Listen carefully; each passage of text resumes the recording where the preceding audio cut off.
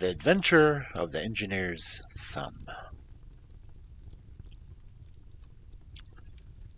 Of all the problems which have been submitted to my friend Mr. Sherlock Holmes for solution during the years of our intimacy, there were only two which I was the means of introducing to his notice.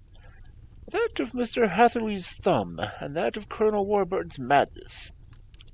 Of these, the latter may have afforded a finer field for an acute and original observer, but the other was so strange in its inception, and so dramatic in its details, that it may be more worthy of being placed upon record, even if it gave my friend fewer openings for those deductive methods of reasoning by which he achieved such remarkable results.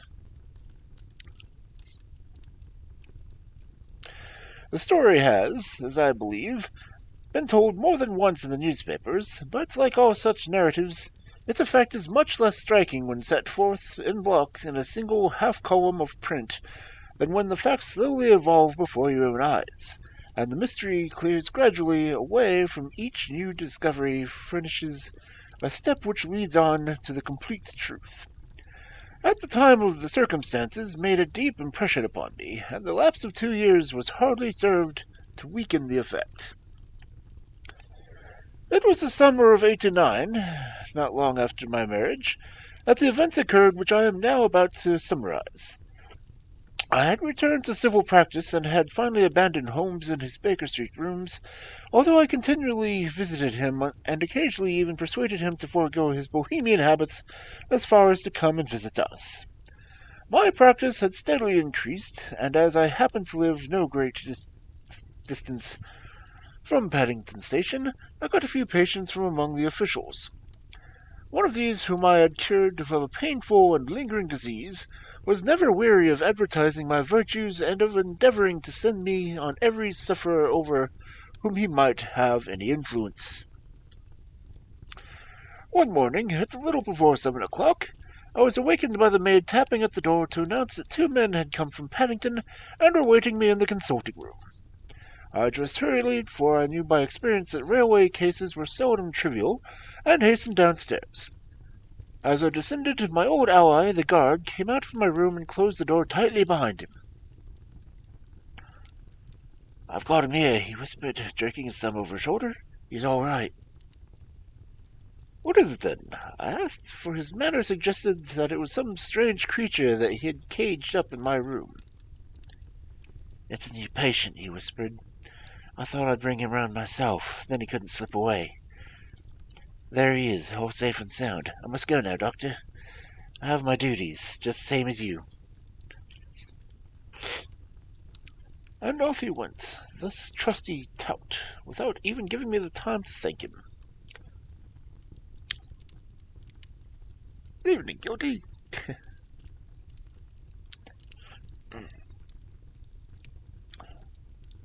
I entered my consulting room and found a gentleman seated by my table.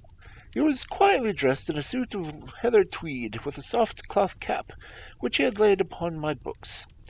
Round one of his hands he had a handkerchief wrapped, which was mottled all over with bloodstains. He was young, not more than 25, I would say, with a strong masculine face, but he was exceedingly pale, and gave me the impression of a man who was suffering from some strong agitation, which it took all his strength of mind to control.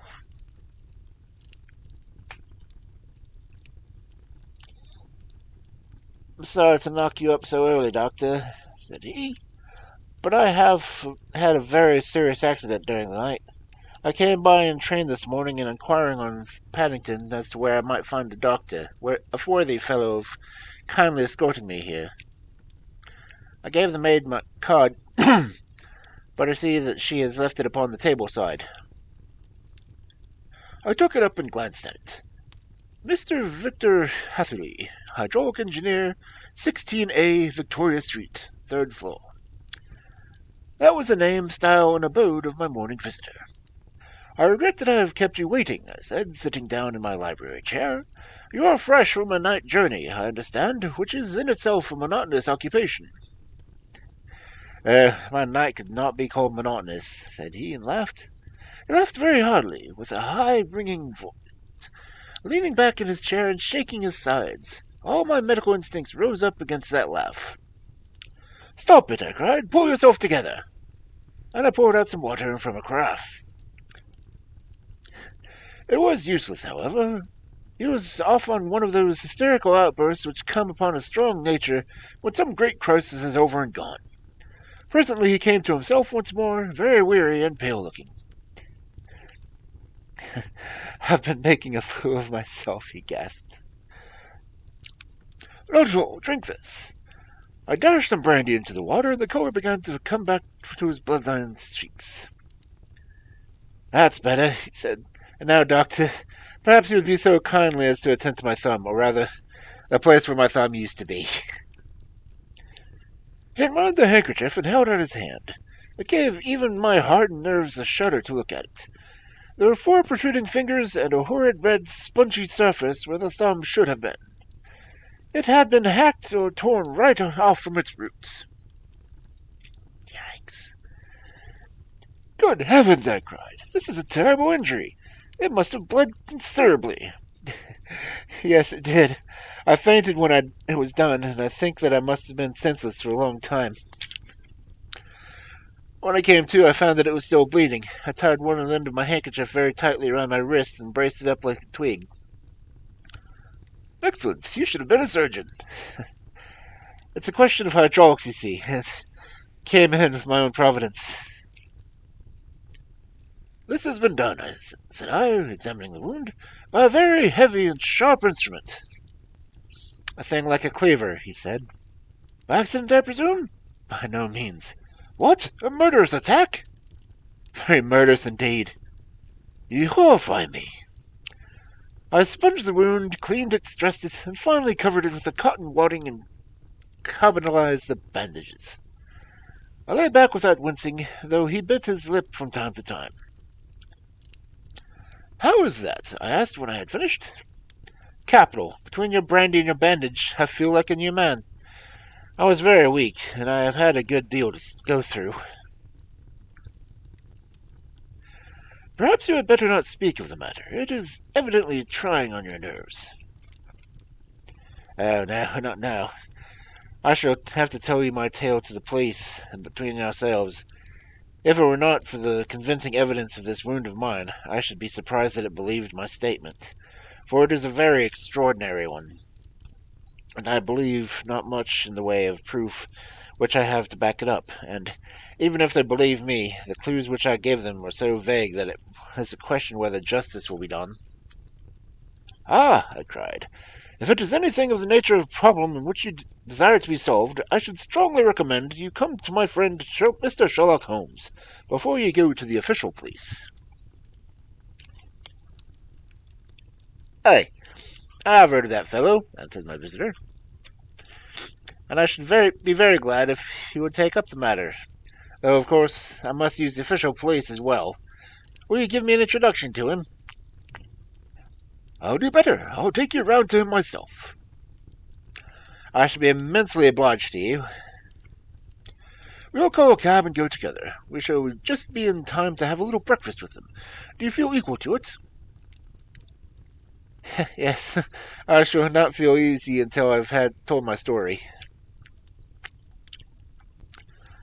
"Then my servant will call a cab, and I shall be with you in an instant." I rushed upstairs, explained the matter shortly to my wife, and in 5 minutes was within the hansom, driving with my new acquaintance to Baker Street. Sherlock Holmes was, as I expected, lounging about his sitting-room in his dressing-gown, reading the agony columns of the Times, and smoking his before-breakfast pipe, which was composed of all the plugs and dottles left from his smokes of the day before, and carefully dried and collected in the corner of the mantelpiece. He received us in his high, genial fashion, ordered fresh rashers and eggs, and joined us in a hearty meal. When it was concluded, he settled our new acquaintance upon the sofa, placed a pillow beneath his head, and laid in a glass of brandy and water within its reach. "It is easy to see from your experience has been no common one, Mr. Hatherley," he said. "Pray, lie down there, and make yourself absolutely at home. Tell us what you can, but stop when you are tired, and keep your strength with what little stimulant." Thank ye, said my patient. But I have felt another man since the doctor bandaged me, and I think that your breakfast has completed the cure. I shall take up as little of your valuable time as possible, so I shall start at once upon my peculiar experiences. Holmes sat in his big armchair with a weary, heavy-lidded expression which veiled his keen and eager nature, while I sat opposite him, and we listened in silence to the strange story which our visitor detailed to us. You must know, said he, that I am an orphan and a bachelor, residing alone in the lodgings of London. My profession is, I'm a hydraulic engineer, and I have considerable experience of my work during the 7 years I was apprenticed to Veneer and Matheson, the well-known firm of Greenwich. 2 years ago, having served my time, and also having a fair sum of money through my father's poor health, I determined to start a business for myself, and took professional chambers in Victoria Street. I suppose that everyone finds his first independent start in business a dreary experience. To me, it has been exceptionally so. During 2 years, I've had 3 consultations and 1 small job, and that is obviously all that my profession has brought me. My gross takings have been about 27 pound 10 silver. Every day from 9 in the morning until 4 in the afternoon, I waited in my little den until at last my heart began to sink, and I came to believe that I should never have any practice at all. Yesterday, however, just as I was thinking of leaving the office, my clerk entered to say there was a gentleman waiting who wished to see me upon business. He brought up a card with the name Colonel Leonard Stock engraved on it. Close at his heels came the colonel himself, rather middle-sized man, of an exceeding thinness. I do not think that I have ever seen so thin a man. His whole face sharpened away at the nose and chin, and the skin of his cheeks were drawn quite tense over his outstanding bones. Yet this emaciation seemed to be his natural habit, and due to no disease, for his eye was bright, his step brisk, and his bearing assured. But he was plainly but neatly dressed for his age, I should judge. Would be nearer 40 than 30.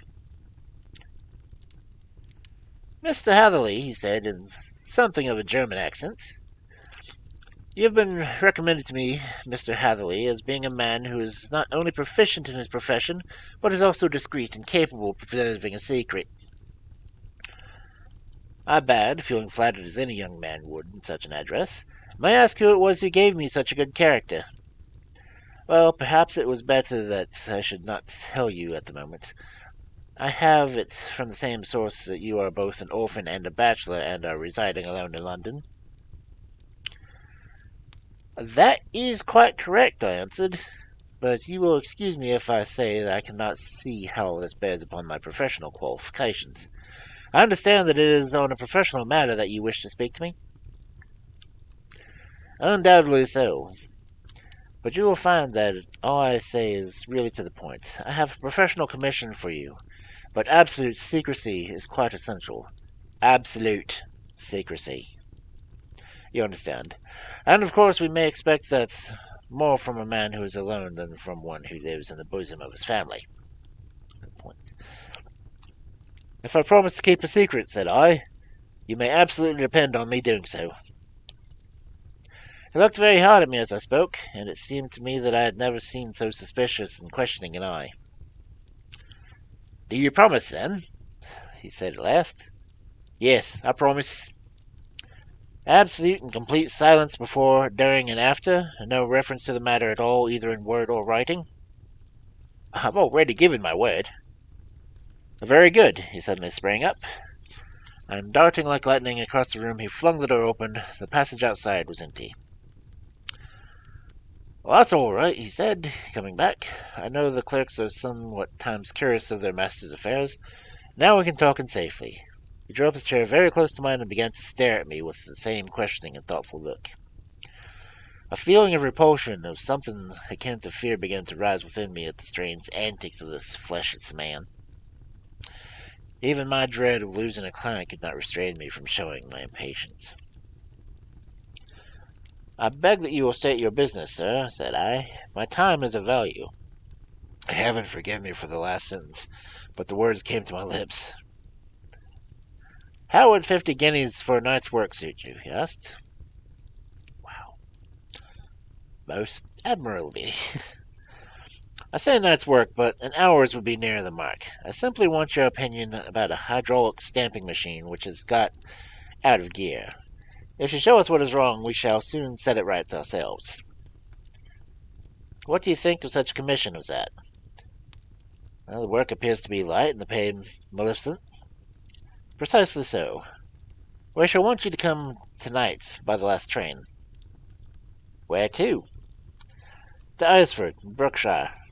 There's a little place near the borders of Oxfordshire, within 7 miles of Reading.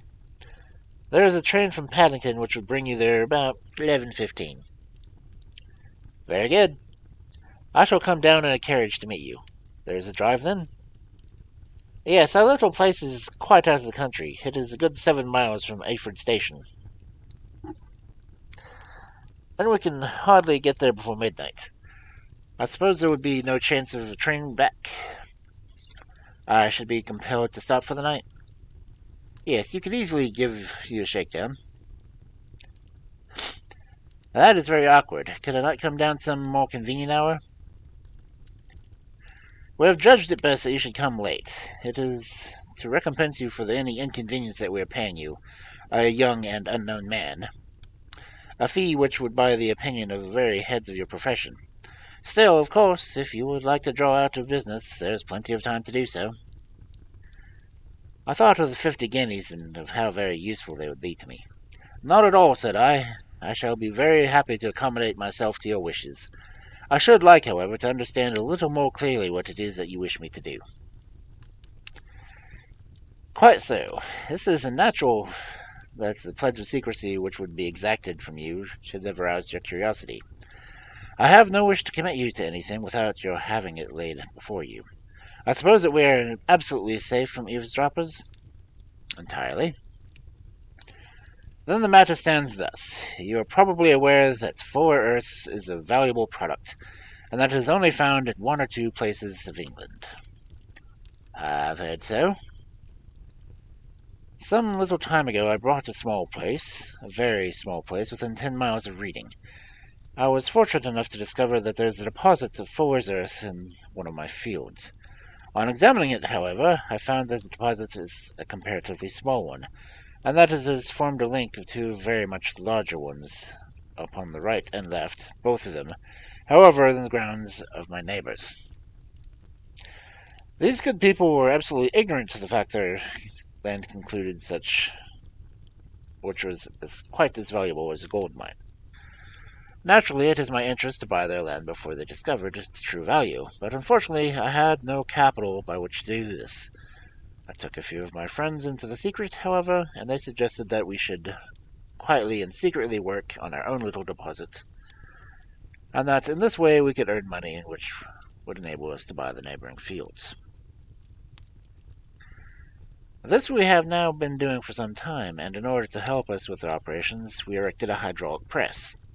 This press, as I have already explained, has got out of order, and wish your advice upon the subject. We guard our secret very jealously, however, and if it once became known that we had hydraulic engineers coming to our little house, it would soon rouse inquiry, and then, if the fact came out, it would be goodbye to any chance of getting these fields and carrying out our plans.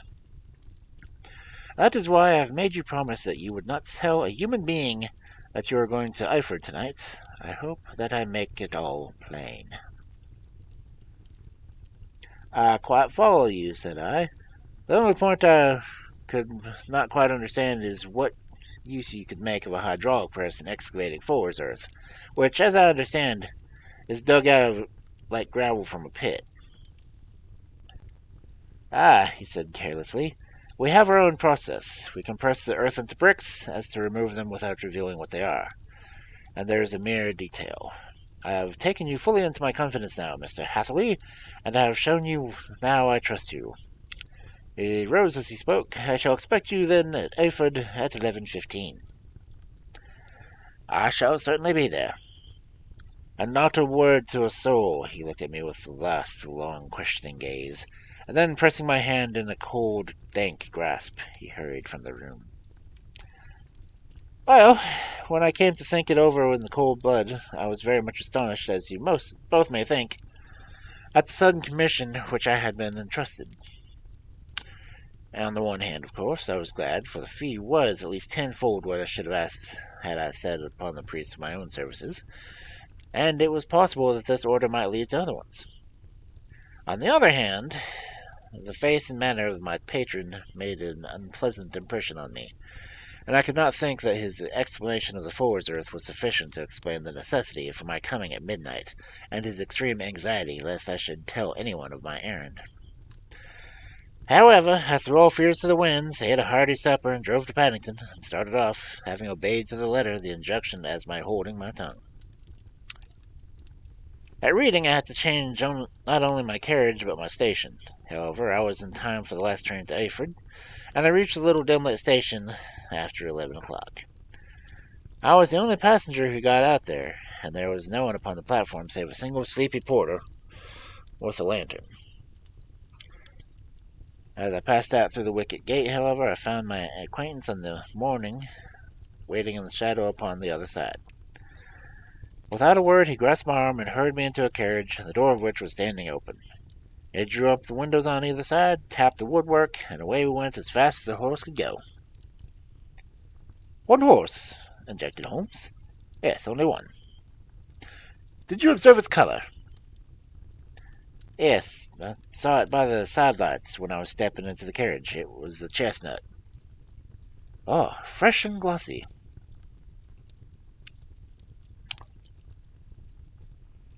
"Thank you. I'm sorry to have interrupted you. Pray continue your most interesting statement." Away we went, and we drove for at least an hour. Colonel Lysander Stark had said it was only 7 miles, but I should think from the rate that we seemed to go, that from the time it took, that was probably more near 12. He sat on my side in silence all the time, and I was aware, more than once when I glanced in his direction, he was looking at me with great intensity. The country roads seemed to not be very good in that part of the world, for we lurched and jolted terribly. I tried to look out the windows to see something of where we were, but they were made of frosted glass, and I could not make out nothing save the occasional blare of passing light. Now and then I hazarded some remark to break the monotony of the journey, but the colonel only answered in monosyllables, and the conversation soon flagged. At last, however, the bumping of the road was exchanged by a crisp smoothness of a gravel drive, and the carriage came to a stand.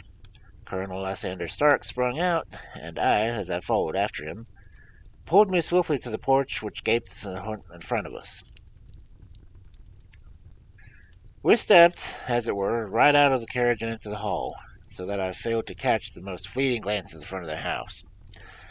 The instant that I had crossed the threshold, the door slammed heavily behind us, and I heard a fainting rattle of the wheels of the carriage as it drove away. It was pitch dark inside the house, and the colonel fumbled about looking for matches or muttered something under his breath. Suddenly a door opened on the other end of the passage, and a long golden bar of light shot out in every direction. It grew broader, and a woman appeared with a lamp in her hand, which she held above her head, pushing her face forward and peering at us. I could see that she was pretty, and from the gloss of which the light shone upon her dark dress, I knew that she was a rich material. She spoke a few words in a foreign tongue in a tone as though asking a question, and when my companion answered in a gruff monosyllable, she gave such a start that the lamp nearly fell from her hand. Colonel Stark went up to her, whispered something in her ear, and then, pushing her back into the room from whence she had come, he walked towards me again with the lamp in his hand. "Perhaps you will have kindness to wait in this room for a few minutes," he said, throwing open another door.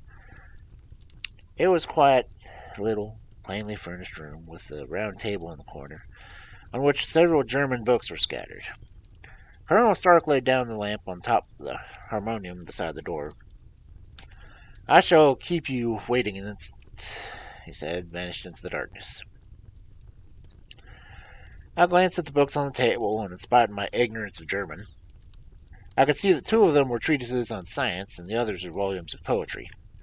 Then I walked across to the window, hoping that I might catch a glimpse of something of the countryside, but an oak shutter, heavily barred, was folded across it, It was a wonderfully silent house. There was an old clock ticking somewhere in the passage, but otherwise everything was deadly still. A vague feeling of uneasiness began to settle over me.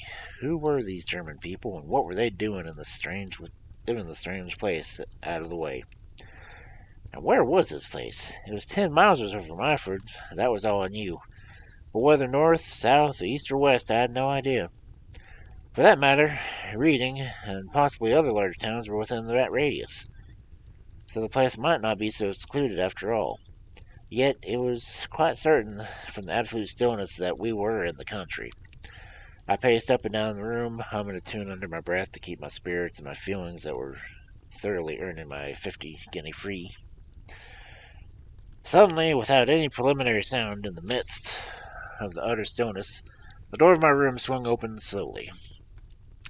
The woman who was standing in the aperture, the darkness of the hall behind her, and the yellow light from my lamp beating upon her eager and beautiful face, I could see at a glance that she was sick with fear, and the sight sent a chill into my own heart. She held up one shaking finger to warn me to be silent, and she shot a few whispered words in broken English at me, her eyes glancing about like a frightened horse into the gloom behind her. "I would go," she said, trying hard, and it seemed to me to speak calmly. "I would go. I should not stay here, but there is no good for you to do." "But, madam," said I have not yet done what I have come for. I cannot possibly leave until I have done seen the machine." "It is not worth your while to wait," she went on.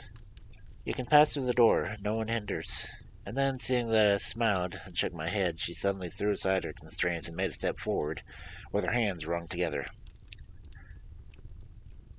"For the love of heaven," she whispered, "get away from here before it is too late." But I am somewhat headstrong by nature, and the more ready to engage in an affair there is some obstacle in the way. I thought of my 50 guinea fee for my wearisome journey, and of the unpleasant night which seemed to be before me. Was it all to go north? Why should I slink away without having carried out my commission, and without payment, which was my due? This woman might, for all I knew, be a monomaniac. With a stout bearing, therefore, through her manner of shaking me more than I cared to confess, I still shook my head and declared my intention of remaining where I was. She was about to renew her entreaties when the door slammed overhead, and the sound of several footsteps were heard upon the stairs. She listened for an instant, threw up her hands with a despairing gesture, and vanished as suddenly as noiseless as she had come in. The newcomers were Colonel Lysander Stark and a short, thick man with a chinchilla beard growing out of his creases of his double chin, who was introduced to me as Mr. Ferguson. "This is my secretary and manager," said the colonel. "By the way, I was under the impression that I left his door shut just now. I fear that you have felt a draught." "On the contrary," I said. "I opened the door myself because I felt the room was a little bit close." He shot one of his suspicious looks at me. "Perhaps we had better proceed to business, then," said he. "Mr. Ferguson and I will take you up to see the machine."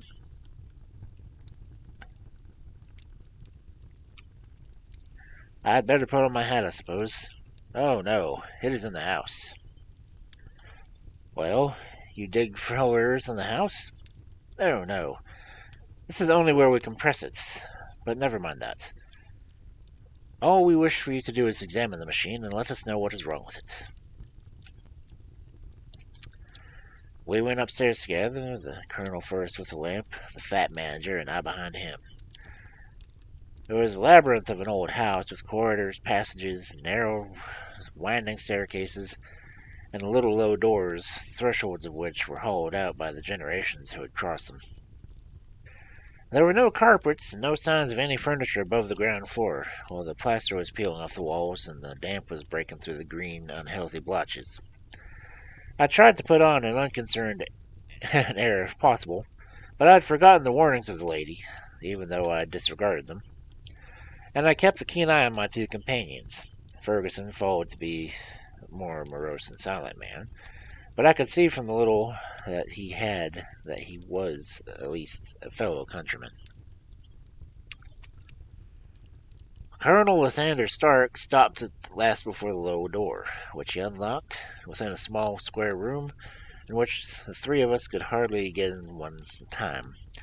Ferguson remained outside, and the colonel ushered me in. "We're now," he said, "actually within the hydraulic press, and it would be a particularly unpleasant thing for us if anyone to turn it on. The ceiling of this small chamber is really at the end of a descending piston, and it comes down with the force of many tons upon the metal floor. There are small lateral columns of water outside which relieve the force, and transmit the multiplier in the manner which is familiar to you. The machine goes readily enough, but there is some stiffness in the workings of it, and it has lost a little of its force. Perhaps you will have the goodness to look over it and show us how we can set it right." Compression. I took the lamp from him and examined the machine very thoroughly. It was indeed a gigantic one, and capable of exercising enormous pressure. When I paused outside, however, and pressed down the levers which controlled it, I knew at once by the whistling sound that there had been a slight leakage, which allowed the regurgitation of water through one of the side cylinders. An examination showed me that one of the India rubber bands, which was around the head of the driving tool, had shrunk and was not quite to fill the socket as well as it worked. This was clearly the cause of the loss of power, and I pointed out to my companions, who followed my remarks very carefully, and asked several practical questions as to how they should proceed to set it right. When I had made it clear to them, I returned to the main chamber of the machine and took a good look at it to satisfy my own curiosity. It was obvious at a glance that the story of the Four's Earth was a merest fabrication, for it would not be absurd to suppose that an engine so powerful could be designed for an inadequate purpose. The walls were wood, and the floor consisted of a large iron trough, and when it came to examine it, I could see the crust of metallic deposit all over it. I had stooped and was scraping at this to see exactly what I had heard muttered in German, an exclamation in German, and saw the cadaverous face of the colonel looking down at me. "What are you doing down there?" he asked. I felt angry at having been tricked by so elaborate a story that he should have told me. "I was admiring your Four's Earth," said I. "I think that I should be able to advise you on your machine if I knew what exact purpose which was it to be used." The instant that I uttered the words, I regretted the rashfulness of my speech. His face set hard, and a baleful spring lit up in his gray eyes. "Very well," said he. "You shall know all about the machine." I took a sharp step backward and slammed the door, and turned the key in the lock. I rushed towards it and pulled the handle, but it was quite secure, and did not give in the least to my kicks and shoves. "Hello," I yelled. "Hello, Colonel, let me out!" And then suddenly in the silence I heard the sound of which sent my heart into my mouth. It was the clank of the levers and the swish of the leaking cylinder. He had set the engine to work.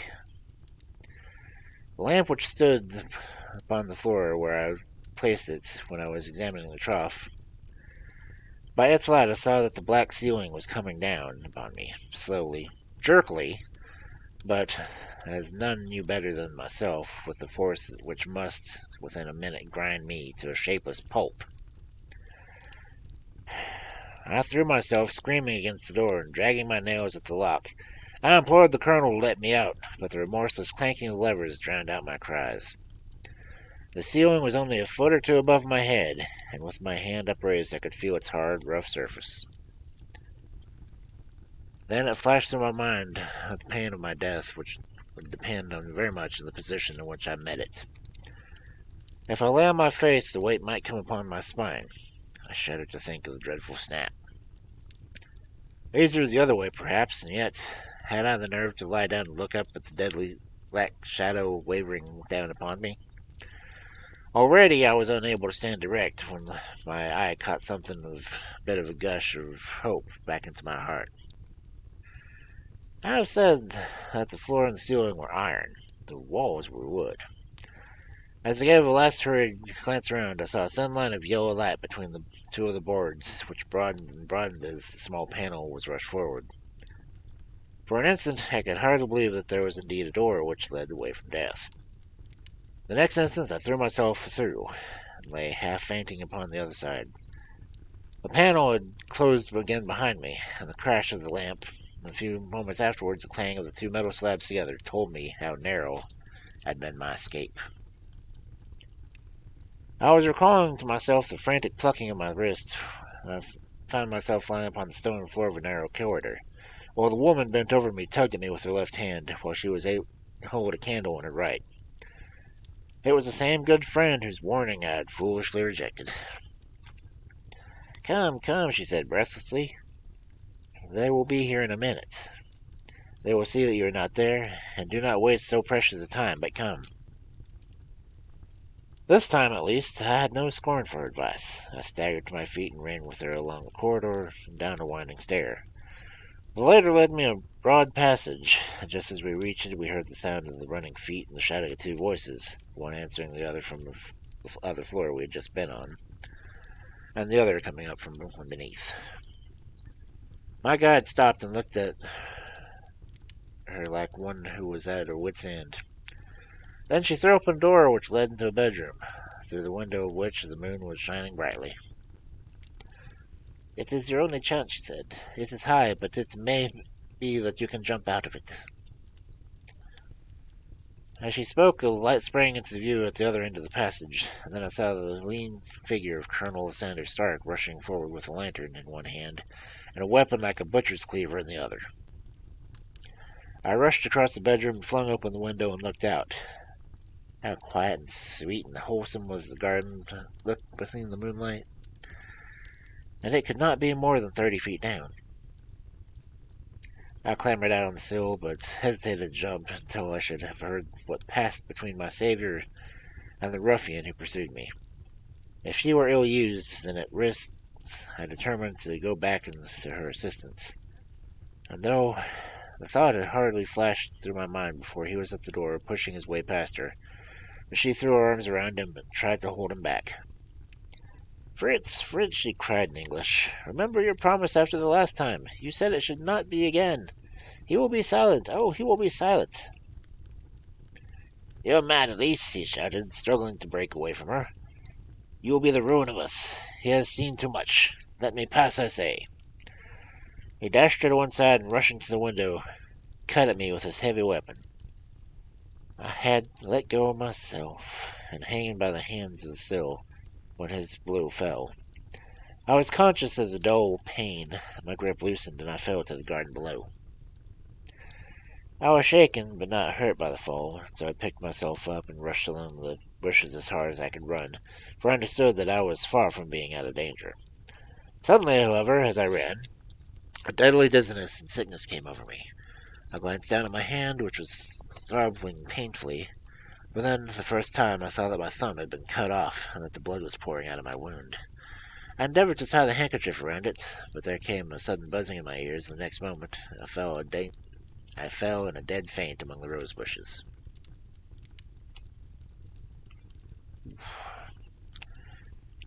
How long I remained unconscious I cannot tell.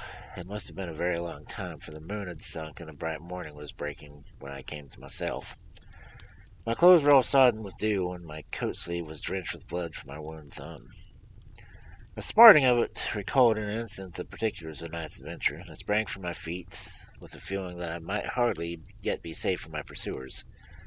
But to my astonishment, when I came to and looked round me, neither house nor garden were to be seen.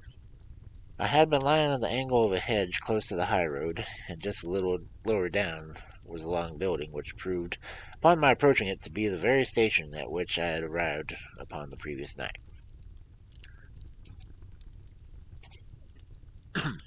Yeah, I'll hydrate. If I get my bottle open.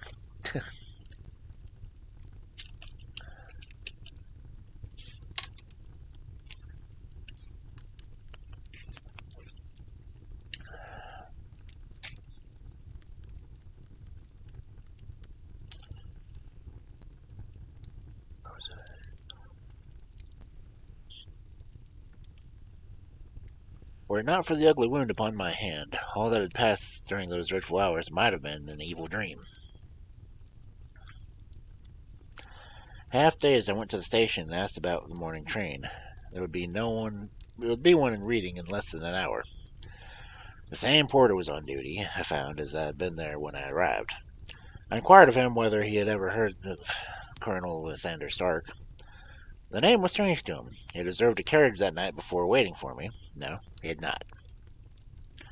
There was a police station anywhere near. There was one about 3 miles off.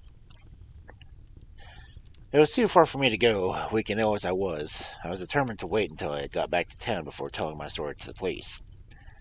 It was a little past 6 when I arrived, so I first went to the wound dressed, and then went to the doctor, who was kind enough to bring me here along. I put the case into your hands and shall do exactly what you advise.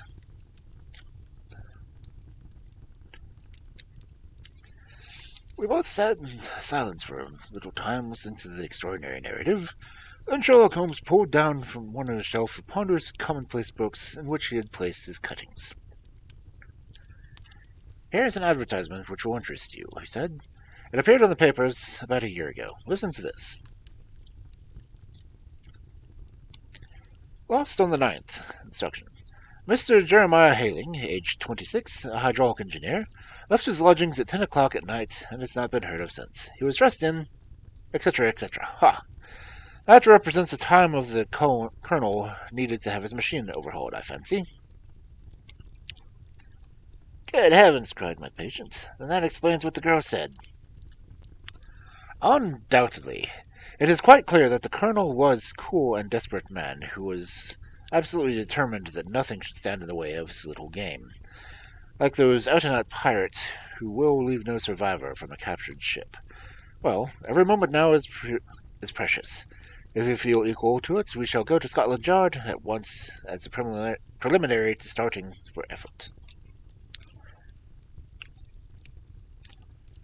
Some 3 hours afterwards, we were all at the train together, bounding to Reading to go to the little Berkshire village. There was Sherlock Holmes, the hydraulic engineer, Inspector Broadstreet of Scotland Yard, a plainclothes man, and myself. Broadstreet had spread the Ordnance map on the country on which his seat, and was very busy with his compasses drawing circles from Iford to its centre. There you are, said he. That circle is drawn at the radius of 10 miles from the village. The place we want must be somewhere within that line. You said 10 miles, I think, sir. It was an hour's drive. And you think that they brought you back that way when you were unconscious? They must have done so. I have a confused memory, too, of having been lifted and conveyed somewhere.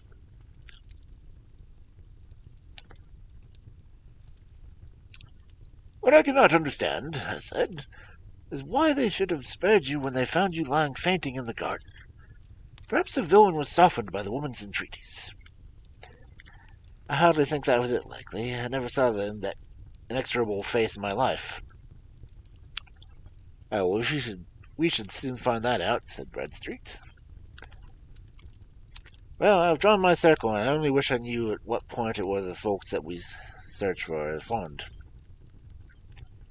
I think I could lay my finger on it, said Holmes quietly. Really now, said the inspector. You have formed your opinion. Come now, we shall see who agrees with it. I say it is south, for the country is more deserted there. I say it was east, said my patient. I am for the west, remarked the plainclothes man.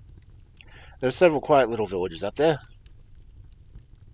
And I'm for the north, said I, because there are no hills there, and our carriage says they did not notice the carriage go up any way. Come, cried the inspector, laughing, it's a very pretty diversity of opinion. We have balked the compass among us. What do you give your casting vote to? You're all wrong. But we can't all be. Oh, yes, you can. That is my point. I placed a finger in the center of the circle. This is where we shall find them. But the 12-mile drive, gasped Heatherly. 6 out and 6 back. Nothing simpler. You say yourself that the horse was fresh and glossy when you got in. How could it be that it had gone 12 miles over heavy roads? Indeed, it is a likely enough ruse, said Bradstreet thoughtfully. Of course, there can be no doubt as to the nature of this gang. Not at all, said Holmes. They are corners on a large scale, and have used this machine to form an amalgam which has taken the place of silver.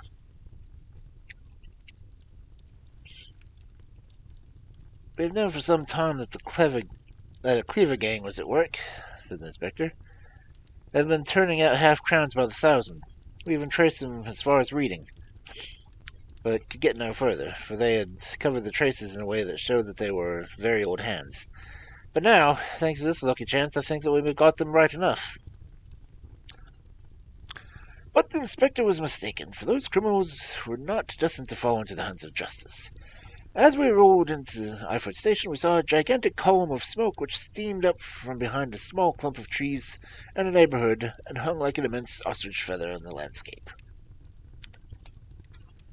"A house on fire?" asked Bradstreet as the train steamed off again. "Yes, sir." "When did it break out?" "I hear that it was during the night, but it has got worse. The whole place is ablaze." "Which house is it?" "Dr. Betcher's." "Tell me," broke the engineer, "is Dr. Beecher a German man, very thin, with a long, sharp nose?"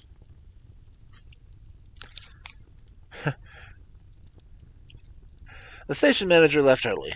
"No, sir, Dr. Beecher is an Englishman, and there isn't a man in the parish who has better lined waistcoat. He has a gentleman staying with him, a patient, as I understand, who is a foreigner, and he looks very good, like Berkshire beef would do him no harm." The station master had not finished his speech before we were all hastening in the direction of the fire.